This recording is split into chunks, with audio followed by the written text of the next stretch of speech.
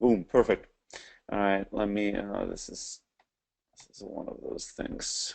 Let me play, control panel on the side. Beautiful. All right, ladies and gentlemen. Hey, Matteo. Good to see you guys. Uh, yeah, let's rock and roll. Welcome everybody to today's webinar. This is going to be a good one. I'm really excited about this one. So I'm going to go through kind of the ABCs and the basics of sales hiring, specifically for B2B companies and startups, but really most of these base principles apply to most companies out there. So I'm going to keep the content uh, fairly short and on point, and really want to lean more heavily on the Q&A side of things. So I'm going to go through the basics of hiring amazing talent, onboarding that talent really successfully, and then we're going to have a conversation, and mainly I want to just answer your questions, right? So hopefully you have a bunch of questions already coming into this. If you don't, make sure to come up with questions as I'm going through these slides. And as you are thinking of questions, start writing them out in chat.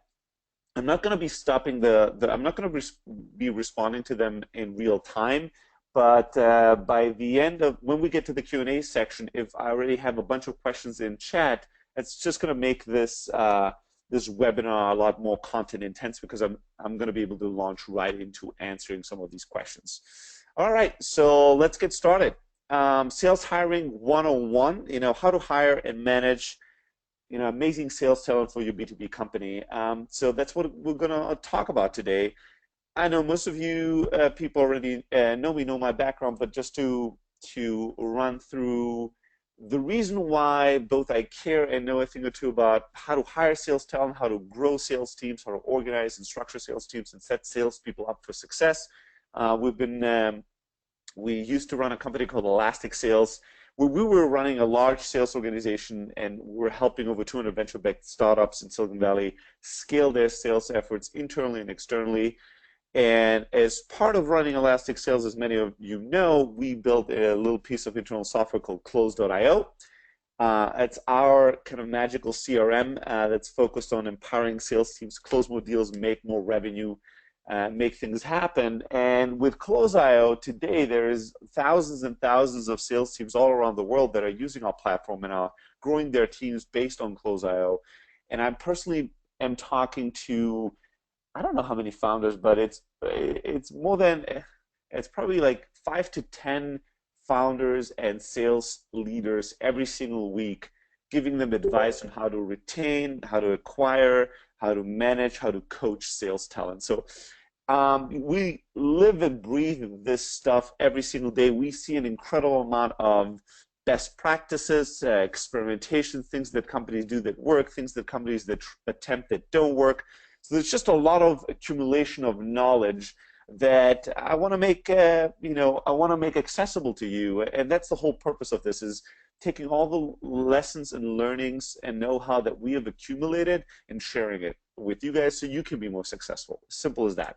So with that being said, let's launch right into some of the basics of sales hiring and sales management, and then for me, even more excitingly, we'll get to your questions and my answers to those. All right. So first of all, let me share my framework of startup sales hiring in general.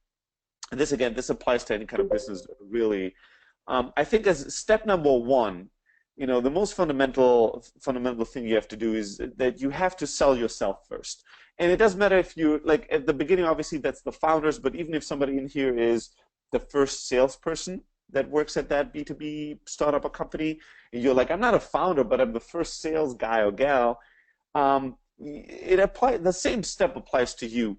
First, you have to sell, right? No matter if you have a sales background or not, no matter if selling is going to be ultimately the thing you're going to do forever or just for a certain period of time, there's no way around this. At the beginning, the founders need to sell, or the first salesperson needs to, do the job themselves. Whatever job you're trying to hire people for, you have to be able to perform that job yourself, even if you do it poorly. In order to understand what the job entails and how to hire effectively for that job and how to set other people up for success in that job, you have to do it. So step number one, there's no way around this, and I know a lot of people want to avoid this and find workarounds to this. But step number one, no matter who you are and what your situation is in, no matter how much you think you're not a salesperson, you have to sell yourself first. Once you've done it, and I always say this is step number one is being a shitty salesperson yourself, right? So once you've done the job yourself, even if you've done it poorly, you get to step number two. And step number two is that now you move from being maybe a poor or mediocre salesperson yourself, or some of you might be amazing salespeople, doesn't really matter.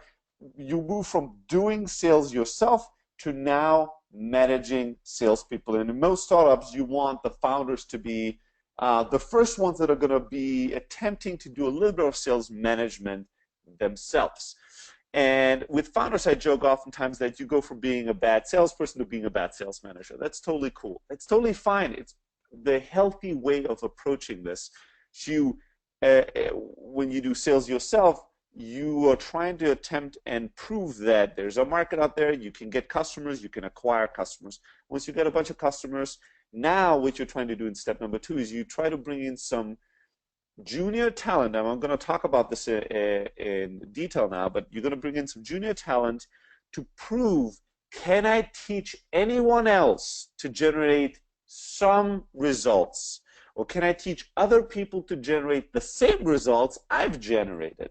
That's really the question you're trying to answer in step number two. And this is for most people where hiring starts, is you go out there and you hire the first few people to figure out, is it possible for me to replicate the success that we've had selling with other people? That's really the basis of that. And in that stage, in that step number two, you really want to hire more junior sales talent. That is not the time to go and hire people that have 50 years of experience. That's not the time to hire people that are VPs of sales in other companies to do selling for you. At that stage, you really just want to have some junior talent that's going to come in that has some basic hustle gene, people that are young, ambitious, hungry, sharp, smart, and passionate, and that you can teach the ABCs of what you've been doing for them to replicate. Now, these people, these junior salespeople that you're trying to hire, these people are not going to be, so what you're looking for there is not many years of experience, but what you're still looking for is core DNA. You're looking for somebody that does have some level of killer instinct, that has some level of competitiveness, that is a good communicator, that likes people and could be liked by other people, somebody that has mental strength and discipline. Like, there's certain traits that you can teach somebody, and a killer instinct to try to go for a close or to pick up the phone and call somebody with a high level of possibility of being rejected. These types of things you don't want to have to teach somebody. You want people that already have that kind of in their gene, in their personality. What you want to teach them is you want to teach them about your product, about your market, and then you want to teach them the ABCs of here's how you write an email, here's how you prospect. You want to teach them the basics of performing the job, but you don't want to teach them what it takes to be somebody that could be good in sales. And we'll talk about this a little bit more in detail later. Somebody asked, and I can answer this on this slide immediately, what makes somebody junior talent? What defines junior talent? Junior talent defines junior means somebody that does not have many years of experience, maybe 1 year of sales experience, but surely not 10, 20, 15 years of experience in a traditional sales job, but that has talent to do sales. And the talent to do sales in most cases will mean this is somebody I would want to buy from. This is somebody that is fearless. This is somebody that hustles. This is somebody that wants to communicate. This is somebody that has a high level of tolerance for rejection. Like, you're looking for these types of things. And we'll talk about kind of about the personality type of salespeople that most startups should try to hire for a little later. So I'm going to drop to that question in a bit. But we go from step one, we're doing all the selling ourselves, to step two, we're hiring some junior people to teach what we've been doing and see, can we get some results? And at this stage, things are still very much in motion. They're fluid. You're not looking for perfection. You're still experimenting. You're experimenting. You're trying to figure out some kind of a process that creates some kind of some results that you can base on.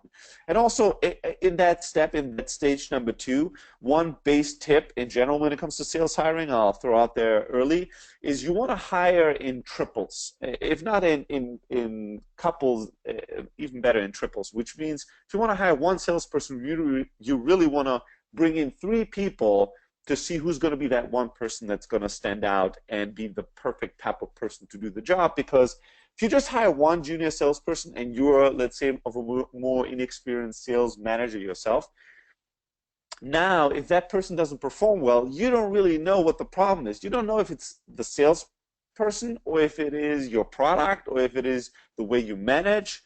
You don't know where the blame lies.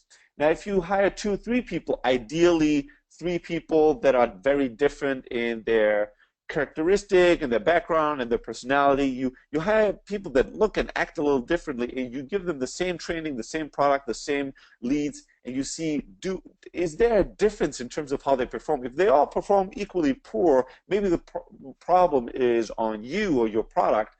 But if one of them, typically one of them will outperform the other 2, and that gives you a lot of information and a strong signal on what type of person will do really well in your company.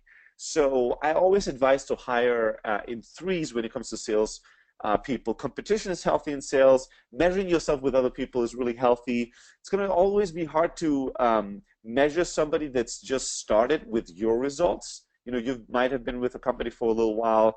Now you bring in somebody new. That person obviously is not selling as well as you. Now, how do you compare their performance? How do you benchmark their performance? It's always tricky. But if you bring in 3 new people and they all start on day 1, it's very easy to benchmark. You can look at all the results that all 3 generate with the same training, the same amount of time on the job, and you can clearly see the differences in their abilities and what they're capable of doing or not. So you do it yourself in step 1. In step 2, you bring in some junior people, 2, 3 of them at once, and you see, can I replicate some of the results that we've been doing?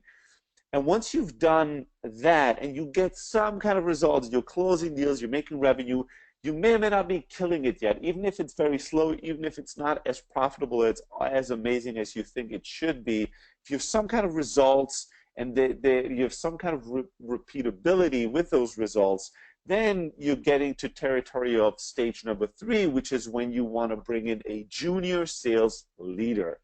This is somebody, here's how I define this person. This is somebody that has been a sales manager for a relatively short period of time, but relatively successfully. Ideally, this is somebody that has been where you are right now in your stage a year or 2 ago. So you want to hire somebody that works at a company that 2 years ago they were where you are right now, and they have grown past that stage. The reason why you want to do that is you want to benefit and bank on all the lessons that this person learned at company X to come in and instantly gain a massive ROI from that. So you want to bring in somebody that was a junior sales manager, which means a sales manager with 1 or 2 years of experience, successful experience, and a startup that's just a step or 2 ahead of you. You bring in that person, you recruit and hire that person. That person now comes in and there's already a team, right? You've been managing a small team. There's already some results, there's revenue, there's some stuff going on, and that person will immediately be able to identify what you're doing wrong, what are easy wins that they've experienced and proven at the other company that they can immediately bring into. And they'll immediately bring in some more sales talent. They'll organize and structure things a little bit better. They cut some stupid things you're doing. They add some smart things that they've learned. They're instantly going to get you to that next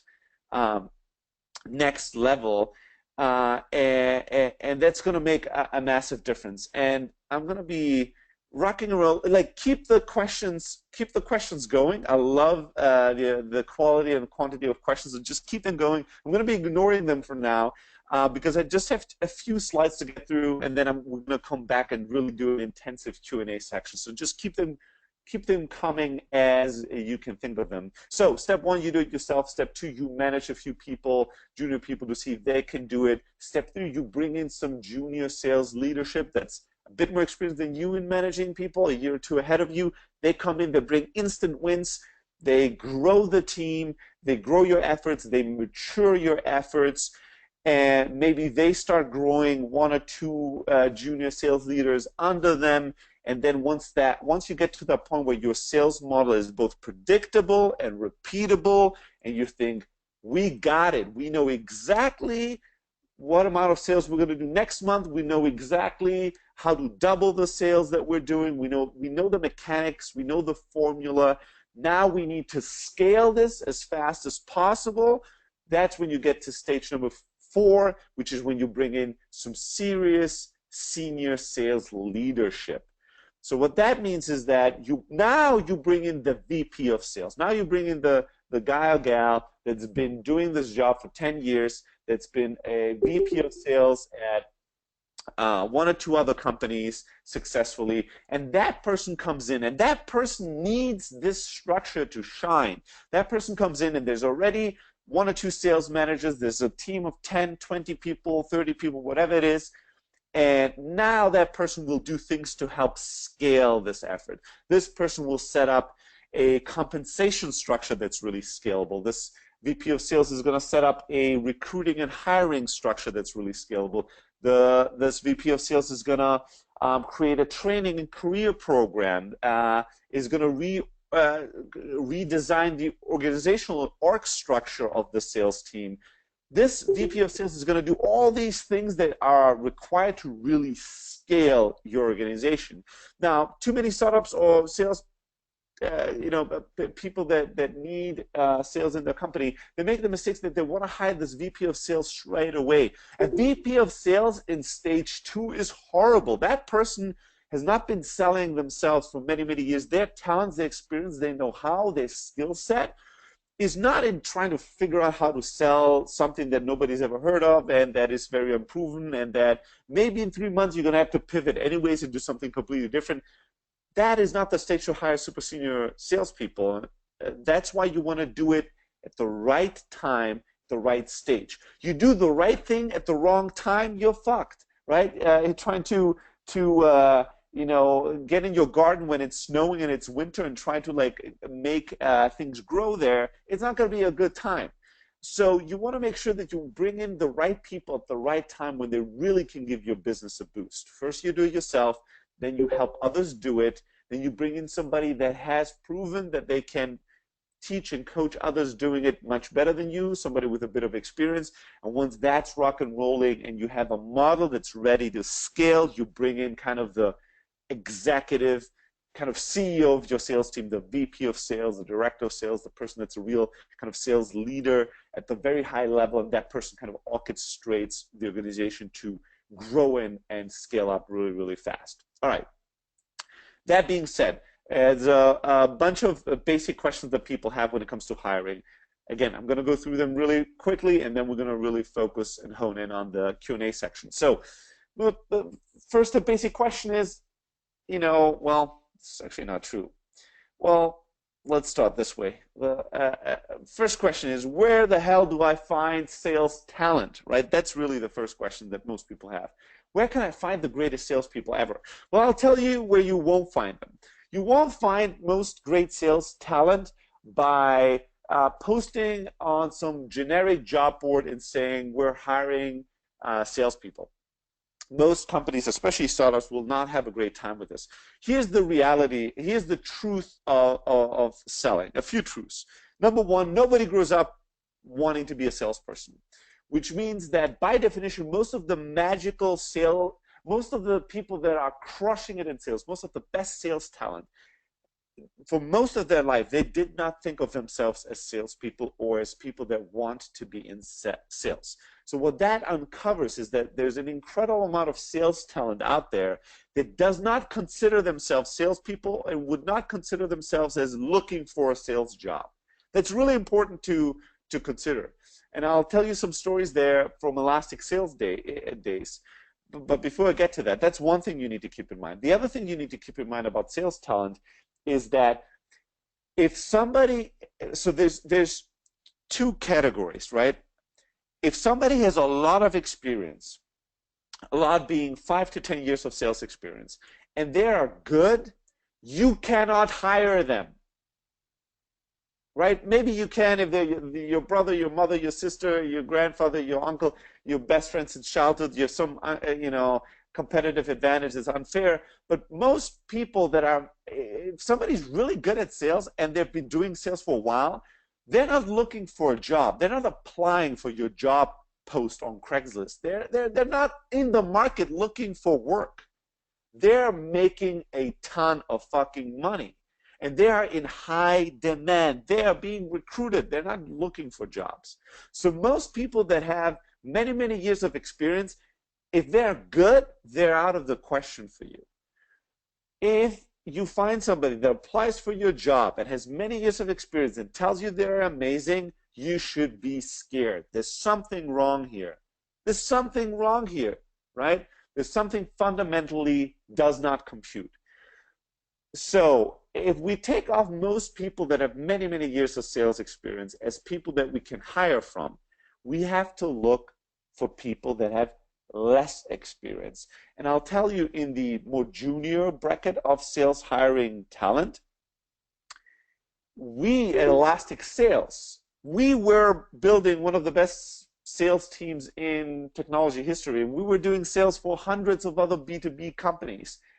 All of our sales hires, all of them, were people that had never had a sales job before and that did not apply for a sales job, and they were not thinking of themselves as salespeople. We were aggressively recruiting people that did not want to have a sales job. And here's how we did it. The first person that I hired as a salesperson was a founder of a failing startup, a guy that was actually an engineer that actually worked at NASA and worked on the Mars rover landing, like a rocket. Like I always joke, sales isn't rocket science, but just in case we got us one. This was a guy with zero sales experience, but he had sales talents. He was a good communicator, was a people person, he was somebody with massive tolerance for pain and rejection. It was somebody that was hustling his ass off as a founder of his own startup. He had all the building blocks of a great salesperson. So that was the first person I recruited and convinced that learning to sell would make him a better entrepreneur long term, that making a good amount of money right now was important because his startup was failing, and that being part early on of what we were building would be something really special. I recruited him based on that premise more than anything else.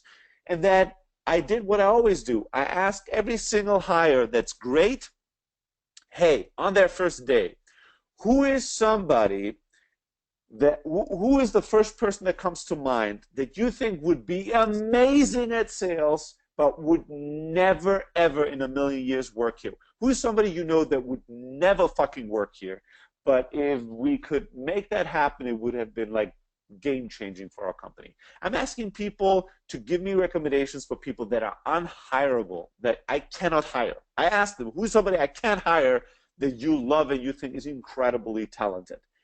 And what do I do once I get that name? I call them right there and then.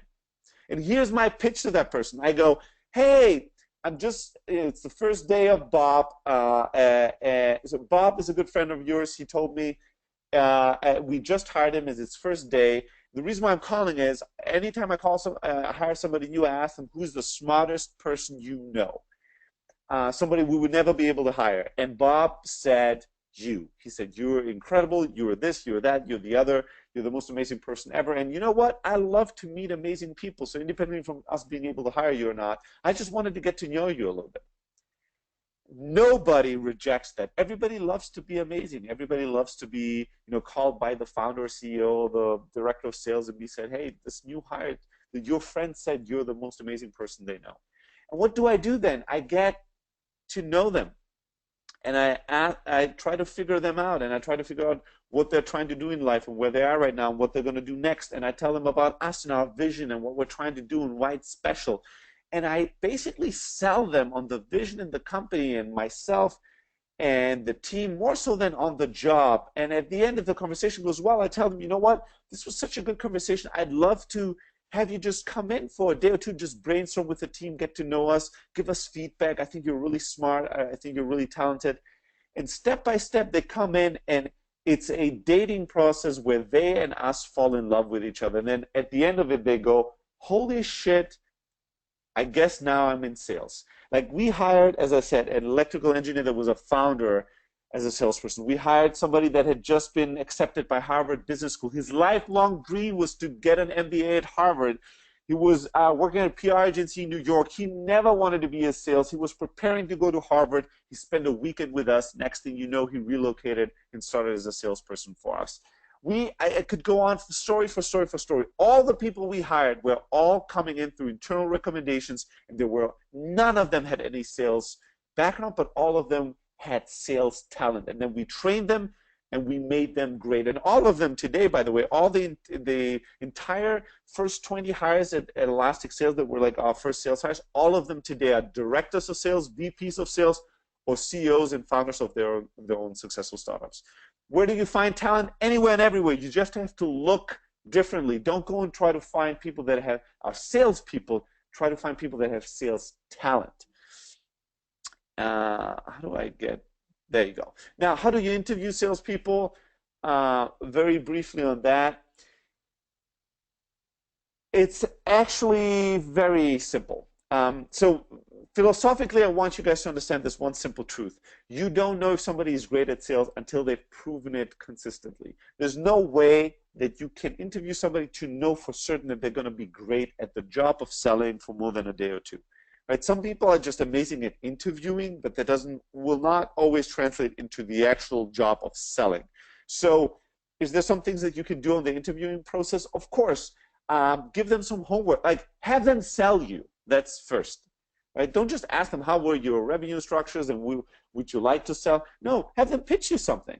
If they've had a sales job before, have them sell you that product. If they have never ever sold anything, have them sell something that they use and like. Hey, do you like your iPhone? What's your favorite software product? Oh, I fucking love Gmail, or I fucking love Facebook or Twitter, or I'm a huge Snapchat fan. Cool. Pitch me Snapchat, right? Sell me on it. Let them pitch you. Let them prove to you that they're capable of doing it. It's like saying, what kind of interview questions can I ask somebody to know if they're going to be an NBA basketball superstar? It's not fucking, I mean, of course I can ask some questions to know if they're going to be culture fits, if they're smart, if they ask good questions, they're good communicators.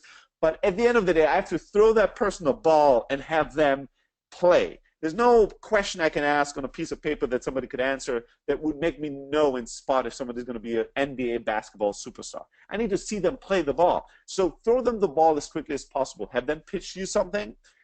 Have them, I always like to do this exercise, have them write a cold email. Here's what I tell people. At Closeout, we don't even do any cold emailing right now. But we'd still give this exercise to people. Hey, here's how our core customer is, our ideal customer. Here's what our product does. Here's an exercise for you. I want you to go out there on the web and research a company that you think would be an ideal customer for us. Then I want you to find a person at that company that you think would be the ideal buyer. And then I want you to write an email to that person that would convince them to get into a conversation with us. And I want you to send that email to me as if I was that person. And then I want you at the end of that email to describe to me your philosophy, your strategy. How did you come up with that company? How did you come up with that person within that company? Why did you write the email the way you wrote it? What was your strategy? What was your thought process behind it? I give them that task. That tells you a shit ton about them, not just what kind of company they find, what kind of person, what subject line they write, what the email is, and what their thought process was behind it, but also how much time it took them to do that. Like all that, there's a ton of lessons that you can learn from that. And if you can, you want to do that when they're in, so this can't be a collaborative effort where they can cheat and ask their friends to write that email. But either way, in some cases, if you get too much talent, you can have this as a homework to kind of filter out people that are totally not right for the job from other people. But yeah, you want to have them pitch you. You want to have them write a cold email, do some research, and explain their thinking. And when and then you ultimately going to have to make a judgment call, but you will never know until you have them do the job. So one of the reasons or one of the lessons we learned out of that is that for most sales jobs, we we never offer somebody full-time employment for a sales job. We would always do a contract first, 30 days trial period, where you can trial out our company. Do you really like this job and working with us? And we can trial you and see, are you really the right fit for this job?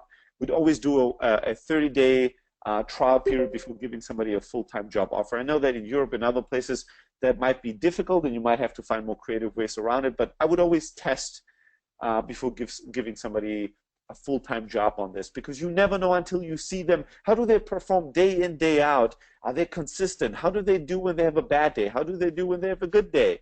Right? All these things are things you need to see before you really can judge somebody as a salesperson. All right, I'm not going to talk about this too long. What kind of person are we looking for when we're looking for ideal sales talent? I really think that the salesperson of the future is not the salesperson of the past. So the people that were amazing at selling in the past were the kind of Wolf of Wall Streets, the unfriendly and strong personality types. This is the top left of this quadrant, right? Unfriendly and strong means I come from a place where I want to take things away from you so I can gain them. I'm not friendly. I want to crush the competition. I want to kill the competition. I want to destroy everybody. I want to get as much money from people as possible. I'm in it completely selfishly to take away value from people's pockets and put it in my own. But I also do it not just unfriendly, but I do it with strength. I'm aggressive. I'm alpha. I'm super pushy. These people traditionally have reigned the sales organizations. That's why selling has such a bad name. And these are the people that, to a certain degree, will always have some type of success. It's going to be dwindling over the future, but they have success because they are aggressive and people are afraid of them, and they are pushing people into decisions that they then later regret. Now, this model doesn't work anymore. It does still in some cases, but it works less and less and less. And I predict it will be a declining trend in the future, because information is so all-encompassing, and especially in today's world, most products you don't buy once in a lifetime and you can never cancel. Most of the products you can change your mind or you can cancel if it's a subscription product. And so unhappy customers are just fucking horrible for your business. So people that come from a place of unfriendly strength, even if they're super alpha and aggressive and you think, no, this guy could sell a lot, they're typically very toxic for your business. Don't hire these people. The exact opposite, the friendly and weak, those are also not the right people, unfortunately, right? If somebody's super friendly, but they're all weak, they're all apologetic, they're, you know, when you go boo, they're always like, oh, get afraid. They're not going to be able to tell people what to do. They're not going to be able to really push and hustle. They're not going to be right for you. They're not going to be able to convince anybody of anything. So what we're really looking for, the sweet spot, is the friendly and strong, right? And the best way of thinking about this is thinking about it in a framework of like a good doctor or a great lawyer, somebody that's a domain expert, somebody that's an expert. This is a person that ideally wants you to succeed. He wants you to do well. He wants their customers to do well. He wants to create value. But he also comes from a place of strength. He knows better than you. He is an expert in this space. He will tell you what to do. He's not going to ask you. He's going to ask you, what is your situation? He's going to be very, very empathetic to try to understand everything and anything, get perfect context of what is the situation. But once this expert truly understands what's going on and they prescribe a solution, they're not debating that solution with you. They're not wishy-washy. Maybe you want to do this, maybe not. I'm also not really sure what we should do here. That's not what you want to hear from your doctor. You want to hear from your doctor, all right, we got it. It's this, and here's the cure. Here's how we're going to get to fix this problem for you, right? We've done this before. It works. It'll work this time as well. So you're looking for people that you just ask yourself, could this be a good doctor, a good lawyer, somebody that has authority, somebody that has strength, but it's also trustworthy. Look for these types of people, because these are going to be the people that are going to be great for you and your sales team. All right, a few words on onboarding and training salespeople, and then a little bit about how to compensate them, and then we're going to go into all your questions, so keep them coming. All right, so onboarding and training. Again, this is not rocket science, people, right? There's three basic things you can really do to onboard somebody really quickly. There are three basic tactics. Tactic one is they can shadow you or other successful salespeople, right? What that means is hey, this is your first day as a salesperson in our company. Awesome. Sit next to John or Bob or Mary. They're amazing at this job. They're doing the job that you need to learn how to do. And just today or for the next 2 days, you just sit there and you just observe what they do. You listen to their sales calls. You look at how they manage their sales emails. You go with them to sales meetings. You just shadow somebody that's doing the job. And this could be the entire day, or it could be just, hey, we make sure that every day there's 3 different salespeople where you're gonna join one sales call or sales meeting, right? So you can see a variety of tactics, but you only join when there's an actual sales conversation going on. So people can shadow other people when they do the job. They can, you can do trainings with them in mock situations. So you do play-by-plays, right? You do mock calls to ring, ring, ring. Hey, I'm Bob, and then the person has to. He's still doing the sales conversation, but it's not a real one. It's with you for training purposes. Sales meeting, sales conversation, mock emails. Hey, send me a prospect, send me an email to get on a demo call, and then they send the email, and then you pretend to be the prospect, and you go, I don't really have time right now. And you go back and forth, and you train them on how to send emails, how to make sales calls, how to make sales meetings happen, how to close, how to negotiate. You do mock training sessions with them. And you can do that. Other people on the team can do that. And then you drop them into cold water. You have them do the fucking work, do the job, but you obviously give them the easy work first. And easy can mean small. It can mean like low quality leads, smaller leads where you don't, it's not going to be a make or break. If they mess something up there, if they don't get something right, it doesn't matter. It's not the end of the world, right? We like to get salespeople onboarded as quickly as possible, do actual selling as quickly as possible. If you're not a Fortune 500 company, you don't have like months and months to train people. You have to get them onboarded really, really quickly. And one hack and trick to onboard somebody effectively, especially when you have a really technical product, without training them for months and months and months. And there's other things you can do, right? They should be signing up for your competition and then have the competitors pitching them on their product. You should have them do all kinds of research. There's a ton of things that you could do to train people and get them onboarded,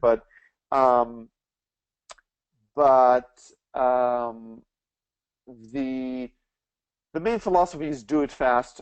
And the main philosophy on the product and technology side is, instead of trying to train them to perfection, is this 80-20 rule. Is you want to figure out what are the top 10, top 20 questions that most prospects, most customers ask about the product or the technology. You want to write down the answers to these questions, and then you want to give this document to your new people to train on board them. I'm a big fan of scripts and documentation that helps you onboard and train people really, really well. So make sure that you have a sales call script. Make sure that you have a Q&A script of like, here's the top questions people ask us. Here's the response that you can give for these. And then train your new salespeople that if there is a question that they are not sure about or they don't know the answer to, that they need to say, I don't know. Here's the script for this. Somebody asks a difficult technical question, the new sales hire doesn't know. The answer is, it's a great question. Honestly, I don't know the right answer to this, and I don't want to give you false information. Let me get back to you on this. I can go and find the right information and get you the right information. But before I do that, let me ask you, why is this important for you? Why do you need this? And in an ideal world, what would be my answer? What would you want us to have? What would you want it to be, and why? Train them to be honest when they don't know something, to just say, I don't know, but I'll get you the information. But then train them to ask the right questions, of what it is they want and why, so that they have all the context needed when they go back to the team to ask. And then what happens is that in the first few weeks, your new sales hires, they will come back often. They're going to have tons of questions, and every week it's going to be less and less. And eventually the delta X of missing product knowledge and technology and industry knowledge just goes away, because most prospects will ask the same questions. All right. A few quick words on how to structure your sales team. Again, there's 3 simple structures. There's the all you can eat all in one structure, where basically every salesperson is their own sales team. They have to do the lead generation themselves. They have to prospect themselves. They have to do the qualifying themselves, the closing themselves. They have to do A to Z everything on their own. They get zero support. They just have to figure out everything on their own, and all on commission structure. That's one way of organizing a sales team. There's the assembly line. Assembly line is basically you have different teams and you build expertise and structures on these teams. So you have the lead generation team. Then you have the SDR team, the team that's generating leads and qualifying them. You have the account executive team. Those are the people that are the closers. And then you have the success team. Those are the people that are the account managers. Right? So from the generating the lead to qualifying it to closing it to servicing it, you have a different person doing that job, different teams, and every lead is being pushed through the assembly line, down the assembly line, from the top of the funnel to the bottom of it. That's one way of structuring your sales team. And then the last way of structuring your sales team is in pods.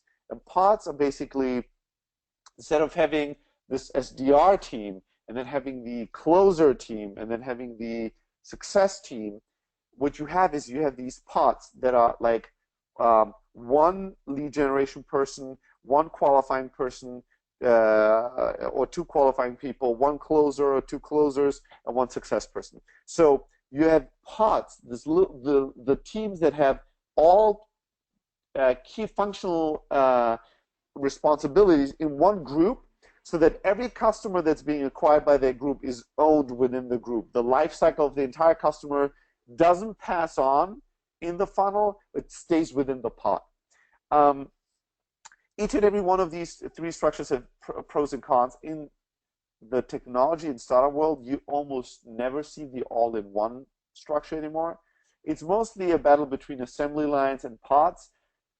There's pros and cons in both of them. Pods are better because typically you have much more collaborative efforts. You have much more a high level of empathy and understanding on each and every level. So the person that's doing lead gen understands everything that the success person has to do. So the quality of work is usually a lot better.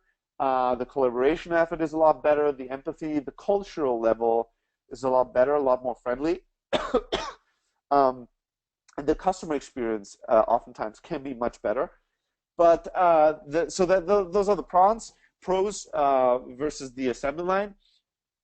The cons versus the assembly line on the pod structure and the vice versa, the pro on the assembly line structure, is that you typically have a lot less competition in each function, and with that, less skill and expertise. So the closer, if you have a team full of closers, and then they're going to push themselves to become better and better and better. They're going to see what other people do in the closing team. It's just that competition is going to breed excellence. If you're the only closer, if it's you and one other closer in your little pod of other people, you're going to have less of that push for excellence, less of that friendly, competitive structure, less of like real positional expertise, right? So depending on the market you're in, depending on how aggressive you have to be, either the assembly line or the pod structure is a better structure. But all three are basic available structures on how to organize your sales team. And all of them are available. I will say that right now in the Valley, I would say it's about a 50-50 split between assembly lines and pods, just to give you guys some benchmarking. So there's really no thing that's better than the other. It really depends on your company, your culture, your market, how you want to do that.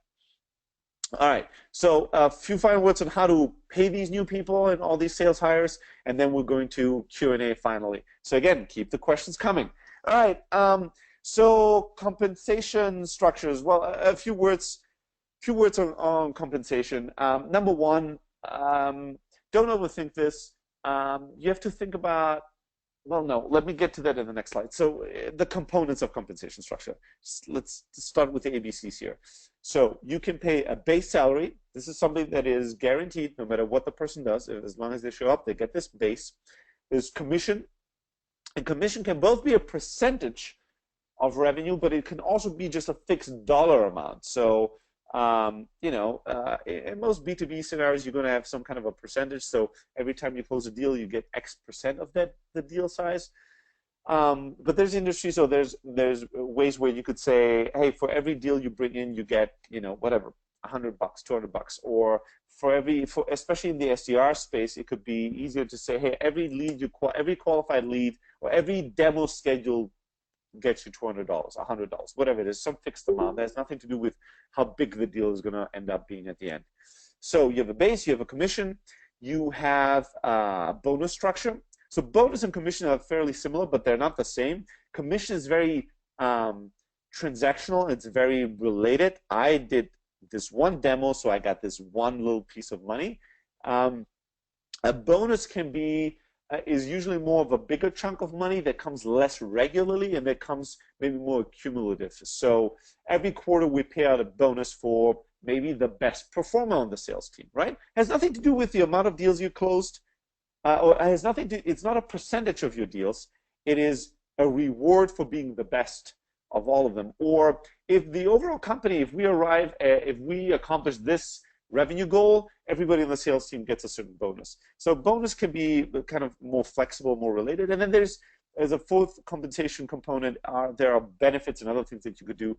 Obviously, right? You could not just pay people in money. You could pay salespeople in, getting a lease car, or getting a cell phone or smartphone, or in the bill paid for.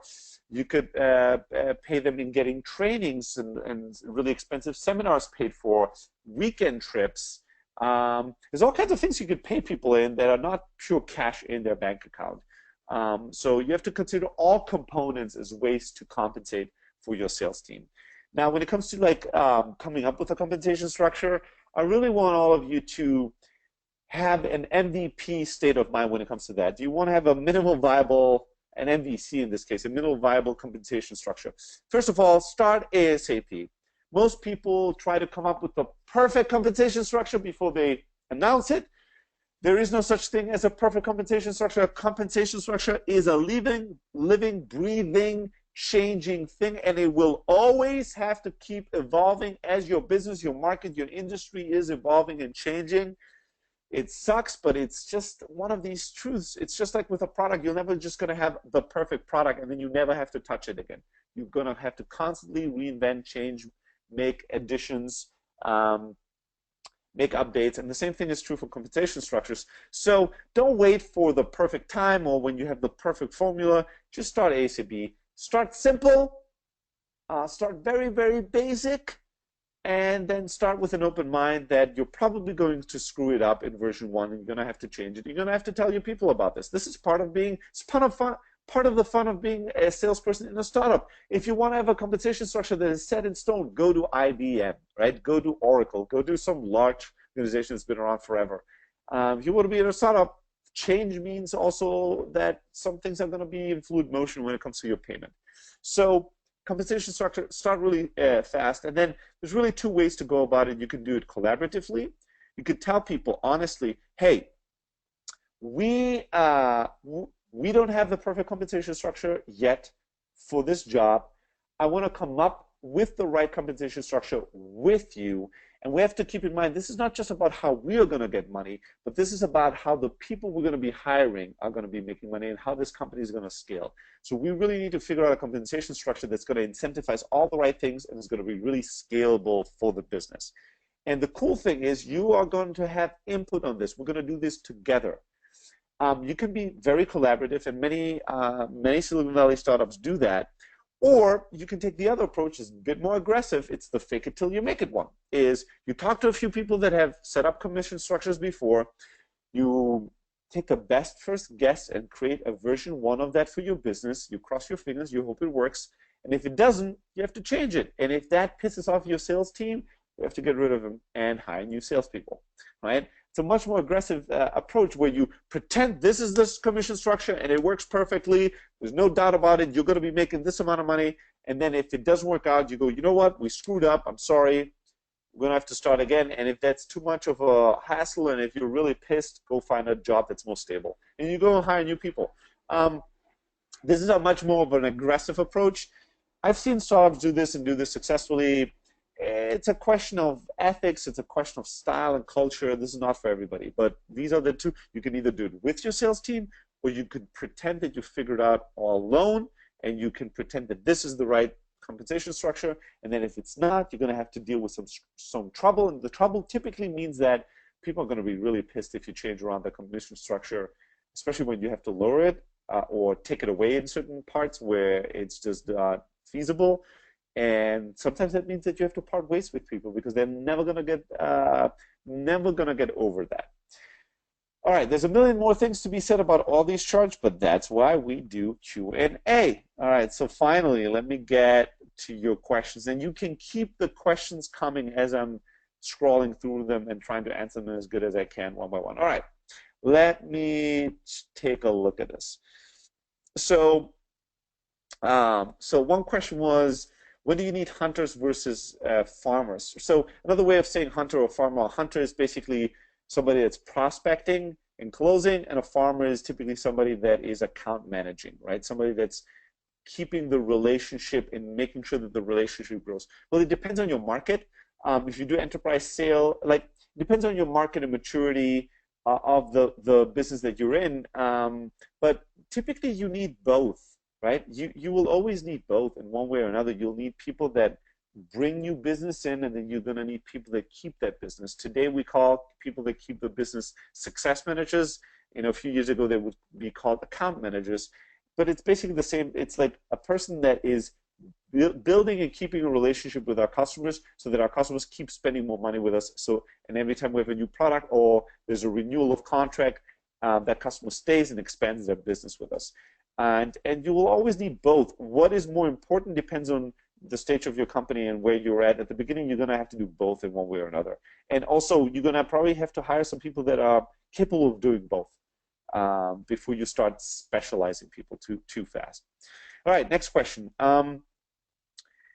So if a company had success in Europe and is now trying to enter in the really important market of, like, a new and important market, like let's say the US or Latin America, is it still a good idea to go through step 1, 2, and 3?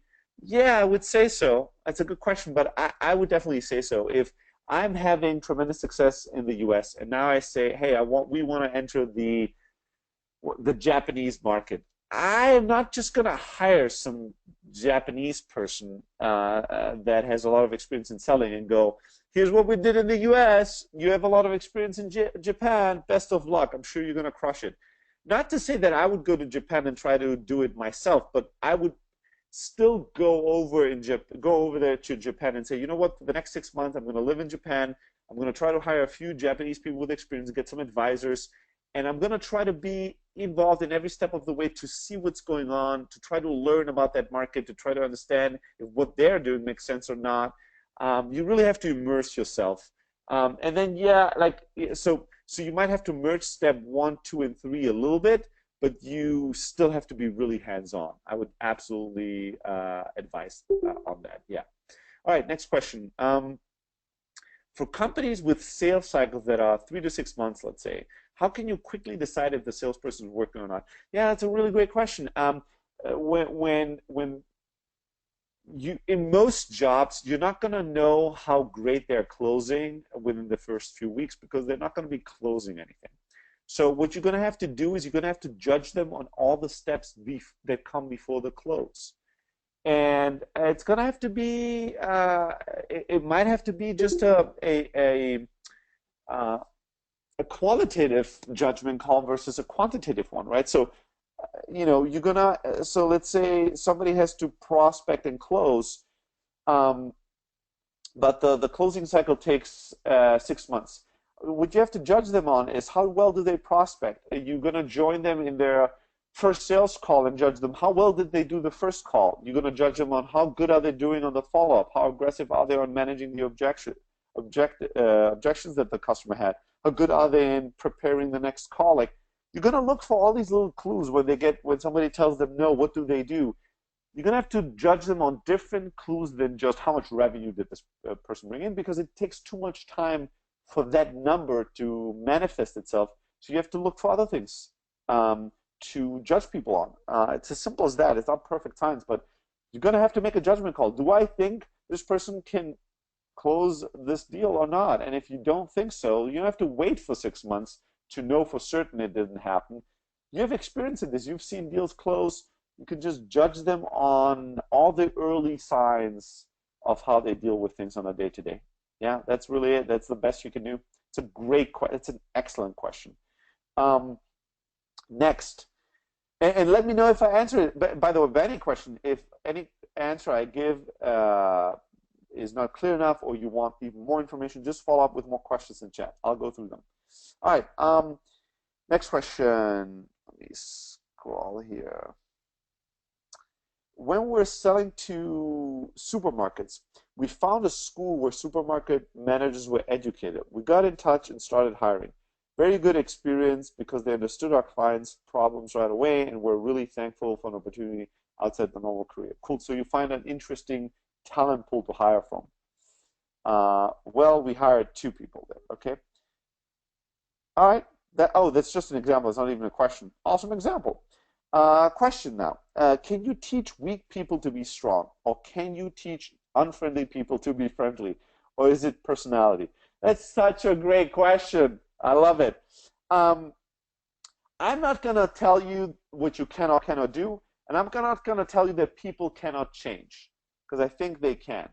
But I am not going to attempt to teach a weak person to be strong. I've tried this I've tried this a shit ton of times, never with success. If somebody's weak, teaching them to be strong is a very hard thing. It's not impossible, but it's very hard. It needs you to be perfect, them to be perfect, and the moment needs to be perfect, the timing. A lot of things have to come together for that to work. In most cases, it's just not going to work, and it's going to take so much time and energy from you and from them, and it's still not going to result into anything successful. So if somebody's weak, I don't want to be in the business of making them strong. And if somebody's unfriendly, fuck them. Honestly, it's the no asshole rule. If somebody's an asshole, fuck them. That's even like with weak people, I have a soft spot because these are great people and I want them to be strong. So that's why I've attempted to teach weak people to be strong so many times. But with unfriendly people, fuck them. I don't have any desire to teach them to be friendly. So no, if somebody's an asshole, they can go. Somebody's weak, I'm sorry, but they have to go. Like that's my approach at least to this. Next question. Would you hire overseas contractors for sales? If so, how would you check their skills? I don't know, man. I mean, this is one of these things is like, hey, I want, as the example earlier, I want to get into the Japanese market. We just hire a contractor in Japan. This is such a hard thing to do well. The chances of this not working are astronomical.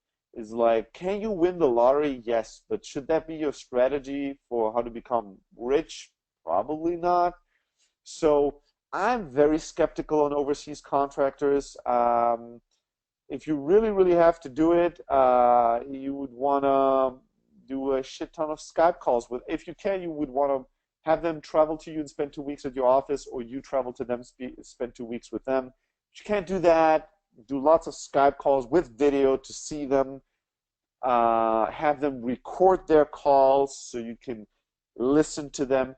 Have them have access to their the email account that they're using for your business, so you can see everything and track everything that's going on to really know what's up. But I'm not excited about overseas contractors. Next question. Is it always a red flag if someone worked previously at big companies like Salesforce or LinkedIn, but worked in all such companies less than 1 year? Yeah, I mean, that's a great question. So it's definitely a red flag. Red flag does not mean that this person should work for you or that this person isn't amazing. A red flag is just something that needs to be paid attention to, something that you need to learn more about. So if I look at somebody's resume and I see the past 5 companies they worked at, it's all like 6 months, 12 months, 9 months, 8 months, 7 months. That's a red flag. So that makes me very, very skeptical. And I will bring it up. The first thing I'll say is, hey, dude, why can't you keep a job, or why are you leaving jobs everywhere? Give me a good explanation. I'll just right out tell people what's wrong with you. And most of the time, they will give you an explanation. But then the judgment that I have is the explanation really fucking good, or is it whatever? If they're like, yeah, that's a good point, and I agree, and I can also see how that would appear that way. But it was really just circumstances in this company. I did a really good job, and I really loved it. But then my boss switched, and since I was really attached to that boss, that other company gave me an offer, and that was the reason why I switched. That company was a new startup, and they really messed up. So I really hated what they were doing. So I was ready to find something else. And this other company, if they have an excuse or explanation for everything, um, that doesn't that makes sense, but in cumulative still doesn't explain the problem, I'm going to shy away and not hire them. If somebody tells me outright, you know what, dude, you're right. For the past 4 years, I've been fucking around. Whenever a job got too easy, I got bored. Or whenever I was offered more money, I left. This looks shitty on my resume for good reasons. I think those were poor decisions in hindsight, but that's what it was. I've done this for long enough. I'm ready now to change. If they say that, it doesn't mean that they're not gonna want to leave 6 months from now. That's a real risk. But at least I'm like, all right, at least this guy is real or gal. At least this person is self-aware. They seem to be honest. Do I want to take a risk or not? But it's always a red flag for sure. Somebody that can't stay at a job for an extended period of time, that's not a good thing. Next question. When you're looking for someone for a sales director or VP position, is it a great idea to ask a candidate to do some homework or test tasks? For example, do some kind of role play sales test to see how candidates will try to sell you on the product, qualifying all that, or prepare a brief sales strategy for our company. Um, for more senior sales hires, it all depends. It depends if you're recruiting them. If I'm the VP of sales at LinkedIn and you're reaching out to me, you're not going to be able to give me homework, right? Because you're trying to sell me I should join your company. Um, if I apply, maybe, but it depends on how senior the person is. If the person is super senior, VP of sales at Microsoft, you don't want that person to do mock calls with you because they don't have to be good at selling. They don't have to be good at sales at all. The VP of sales has to not be good at selling at all. Their job is totally different. It's like the chief technology officer doesn't have to be a great designer or great at UI or game dynamic or anything. Their skill set is a totally different one. The VP of sales needs to be great at scaling large sales organizations. They need to be an amazing manager. They need to be good at structuring things, setting processes in place, all that stuff, not mock calling you. So it depends. Yeah, you definitely want to have really in-depth and deep conversation. You definitely want to give them some challenges you have and see how they think about them and how they would solve these challenges. And not a crazy idea to have them pitch you something, right? To see if they're good at selling. But it all depends. Do they come to you? Do they try to recruit them? That changes how much they have to sell themselves to you and how much work they're going to be willing to do versus how much you have to sell them on your company and the opportunity, vice versa. All right, next question. What stock options should startups offer sales candidates to compete with other startups on the market, Silicon Valley or New York City? Please share your vision both about senior and junior candidates. So stock options are a tricky thing. Most companies are traditionally salespeople were not the type of people that get a lot of stock options or equity in general in startups. Now, because the market has gotten a lot more competitive and salespeople are also more valued today at startups, they do. I can't really give you a general answer to this because it really depends on how early it is. Are we talking about your first two salespeople? Are we talking about your first sales manager? Or are we talking about your 100th salesperson hire, right? So you have to think about sales and marketing are kind of related. You have to think about comparatively what a marketing person would get depending on their seniority. If they're super junior, if you're the founder and you hire 3 super junior salespeople, they have 0 sales experience, you might not have to give them any stock options in the early days, or maybe just something very, very small. We're talking small, not 1, 2, 3%. Those are the percentages that you give out to VPs of sales, maybe, or even that person, maybe not. You give out to your first 2 hires that are very senior. But when it's super junior and it's a job that is not as high in demand, it's not like your first your first engineer versus your first salesperson, they're going to have different compensation structures. But it really depends so much on your competition, on your market, on your stage. Honestly, I have a tough time to giving you a number.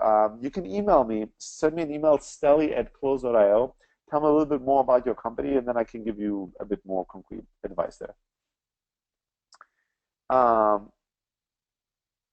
right, next question. Well, so somebody's asking about a person on our team moving from a sales position to a success position. That person is much more than a salesperson. That person is kind of a senior executive in the revenue department. So it might be that that person will lead the marketing team one day. It might be that the person will lead the success team one day. Today, that person leads the success team because he both knows our customers better than anybody else and knows the product better than anybody else, but also because the success team is a new team that we're designing and organizing and building in the company. So we want the most senior person to be in the trenches and do this job and help people on it. So that's kind of the context around this. All right, next question. When a startup already has product market fit and starts its sales in a new country from scratch, is it a good idea to start by hiring 2 senior account executives?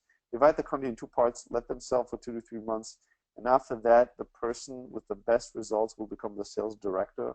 We'll build this rest of the sales team from this moment. All this is to minimize risk of betting on just one person. No. So this is not generally a strategy I would advise on how to build a country or how to build up your sales organization in a country. Being a good salesperson and being an effective sales manager and being a great sales leader, like a VP of sales, those are very different things. Somebody can be crushing it, amazing at closing deals, and be the worst manager you've ever met. Most people actually that are really fucking incredible salespeople are not good managers.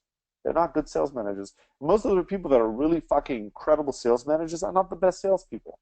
They're different skill sets. So I don't think what you want to do is say, hey, 2 sales guys, sell for 3 months, and whoever sold the most, you're now the sales manager, and you're taking over the country.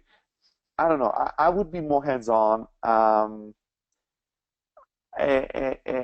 not necessarily approach it this way. I would approach it still the same way that I mentioned at the beginning of the webinar, which is first you do it yourself or you're really heavily involved. You have some more junior people. You bring in a senior sales, somebody that has done sales management, not somebody that has been an account manager, somebody that has been a sales manager, sales team manager. Then you bring in some big guns. I would do it step by step, but I would not advise to just have 2 people selling in the country, and whoever sold the most now manages the country. It can work, but I'm not sure that that's the going to be the best way to success here. All right, next question. When would you recommend to hire a company to start the sales force, just like Elastic did for startups? Never. So, not never, but here's the thing with outsourcing sales. Don't do it. Here's the only time that I want you to outsource sales. I want you to outsource sales once you truly have mastered this parts of the sales process, and you now know that that certain parts you've mastered, and you now know that probably you could outsource it for cheaper or for better quality or for faster. So lead generation is something that a lot of times gets outsourced. Scheduling can be outsourced. Even demos, like certain things in the funnel can be outsourced. But if you don't know how to do them, you cannot outsource it. I'll give you an example. I asked you a counter question. When is the I want to build a social gaming app. If I now go to a web development company and say, hey, I want you guys to build me a social gaming app, and they go, cool, how exactly do we need to build this? What is the idea? What does it need to look like? And I tell them, I don't know. I just know I want 1 million users, and I want a social gaming app. Build it. That's not going to fucking work. It's the same thing in selling. You can't just go to an outsourcing firm and say, hey, I have this product, and I don't know how to sell it, but I want you to come up with it. Believe me, we had hundreds of companies every month approach us asking us this question. And we attempted it even with a bunch of customers. We tried to figure it out for them. It's very tough. I've written 2 blog posts about how to do outsourcing and when you do it, how to manage the process. If you send me an email, Steli@close.io, I'll share you these posts that are much more in depth and detail, and then we can go back and forth on this. But my general advice to you is the best time to outsource things is when you have mastered them. The reason why we left Elastic is because we launched Close.io, and Close.io was growing significantly faster than Elastic Sales. So it was clear that that was a much bigger business. So we built Close.io as an internal tool at Elastic. We launched it eventually because we thought the product was really cool. And then we saw massive growth with Close.io, and it was clear that within a year, the software would do more revenue than the services business. So why do the services business?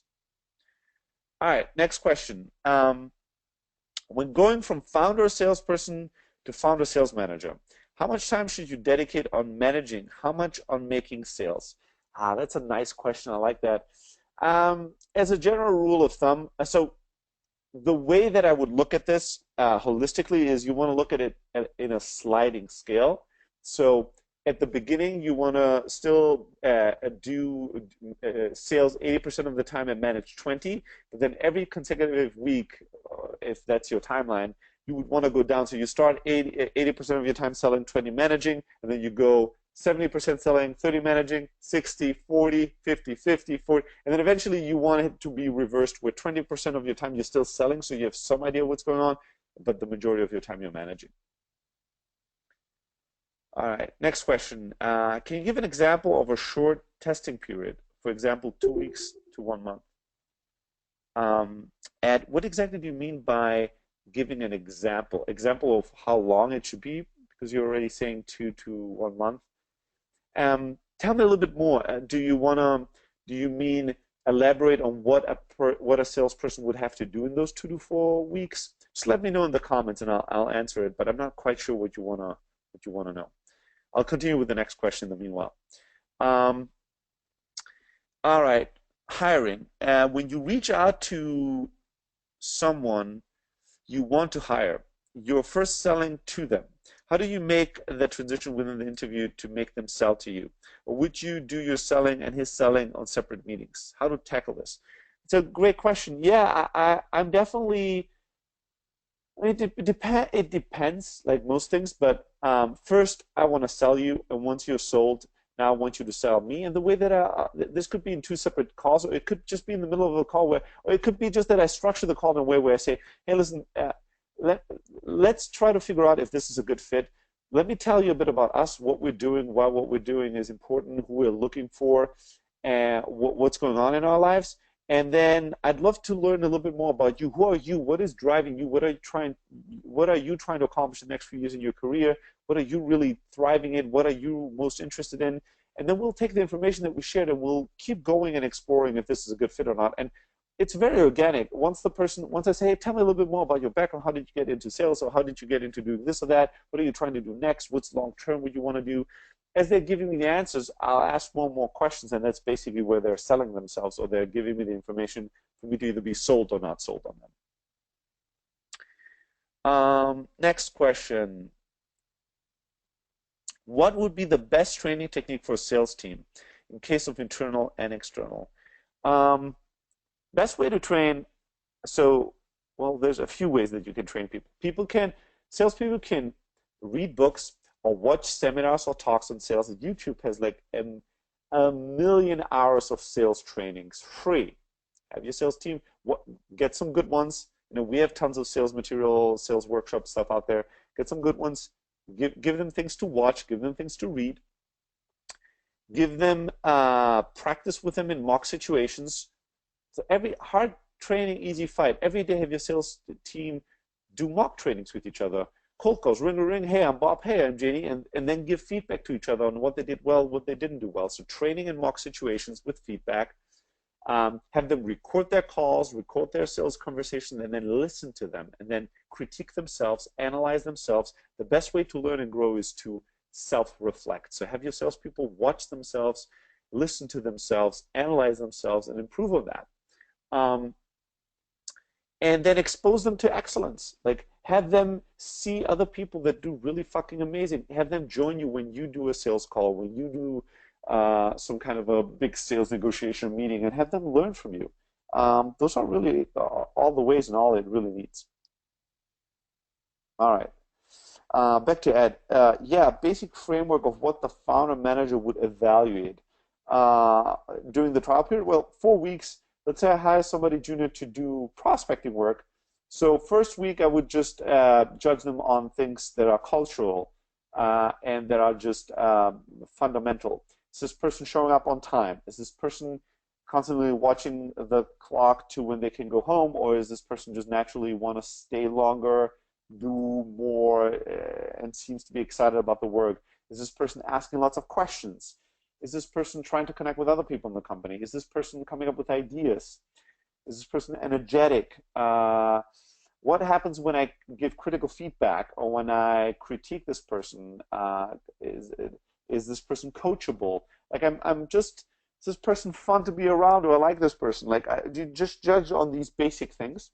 Does this person seem to be learning? Like, when I tell them something about our product, does this person seem smart and seem to be learning fast, or is this person learning really, really slowly? So I'll touch on all these things in the first week, and then the first week you just want them to be showing up, learning the ABCs, meeting the people, getting comfortable, understanding, okay, this is what we're doing. Second week, you really want to just see them, how do they perform their job? Let's say you have them do research for leads, right? Even if they don't interact at all with customers, you have a job for them, so you judge them on the job. And if they have to generate leads, then you judge them on how many leads and what quality of leads did they generate on day one, and when I give them feedback, how did they improve on day two, and how did they improve on day three? You just basically you judge them on their trajectory. Like, are they improving? Are they learning? Are they coachable? And then all the other things. Does this person seem to be bothered when they're rejected? Does this person seem to be inconsistent? So some days they're really excited, some days they're really depressed. High energy, low energy, showing up really early, showing up really late, forgetting things, not having thought about things, mess something up. Does this person, like, just judge them on all these little details. And it's basically a confidence meter at the big. So what you want to do is at the end of the 4 weeks, let's say, you want to arrive at 100% confidence or 90% confidence that this person can be a superstar in this job. You start at 10%, right? And all you're trying to do is while you're spending day in, day out with them, you want to see, is the scale moving up? Are you going from 10% confidence they can be a superstar to 90%? Or is this scale not moving? Or is it going into the minus section? Or is it just staying at 10%? If it's not like, even if it's improving, if it's not improving fast, I'm worried. But if it's not improving at all, that is the answer to your question. Lots of people ask me the question, Steli, when do I know that I need to fire somebody? And my answer is when you are thinking about it. Like, the first time you ask yourself this very question is the moment to get rid of this person. The moment you go, I don't know if I should let this person go, and that's the moment to let this person go. It's the beginning of the end. So you're just trying to gain more or less confidence if this person is really going to be amazing at this job. All right, next question. Which is better if selling a product requires a lot of industry knowledge? To hire somebody who knows the industry super well but is not good at sales, or somebody that has zero product knowledge, industry knowledge, but is really good at sales? If you put a gun to my head, I would always hire sales expertise over industry expertise, because industry expertise is much easier to learn than core sales expertise. And if somebody sucks at selling, no matter how much they know about the industry, they're not going to be good at selling in that industry typically. There are exceptions to this rule, though. So let's say you're selling to, science professors. You have a very technologically difficult product. It might be that somebody that's even not that great at well, I don't even know. Like, no, I'm not sure, man. I mean, even in industries, even in the medical space, where people sell to doctors very, very technical products, these people are not doctors oftentimes. These people are much better at selling than they are at being scientists or medical doctors. So I would always value sales experience or sales skills over industry know-how, I think, in general. No problem. All right. Next question. Training. We make, and that's going to be the last two questions. So Matteo and Nick, and then we're going to have to call it a day. And if you have more questions, I want to hear all your questions. I want to answer them all. Shoot me an email, steli@coles.io. I'll answer them in private in email later on. So last two questions for today's webinar. Regarding training, we make trainings out of webinars, have an audiobook library, record calls, and feedback them. Awesome, perfect. Yeah, that's all really good best practices. Nick asked, do you like Oren Klaff pitch mastery stuff for B2B security selling? Yeah, that's the guy. Oren Klaff is that the guy with the book that's like Pitch Anything or something? If that's the guy, yes, I think that book is good. I think that framework is fine. I don't listen. I've read a million sales books. I don't subscribe to any philosophy as being the philosophy. There's some things I agree and disagree with him in specific. I don't know his pitch mastery stuff. I don't know if it's anything different from his book. But I think there's some good things in there, but I don't think everything there will work, and I don't think everything works for all personalities. He's a very certain type of personality type. So yeah, I think he has some good stuff, but I don't subscribe to any sales philosophy or methodology as like gospel, as like, yes, that is the framework, that is the only truth or the truth. You have to pick and choose with most of this stuff and go, oh, this makes sense, this works, this I want to try, but you have to be experimental. I'll try it, I'll see what the results are, I'll adjust, pivot, update, and move along. All right, guys, that's it from me. Greetings to Prague, Austria, Germany, the US, everywhere else around the world where you are at. I know that we have like hundreds of people that subscribe to this webinar that are going to get the recording. You all, guys and gals, are going to get the recording if you want to rewatch any part of it. And as always, just shoot me an email, steli@close.io, if you want to get more info.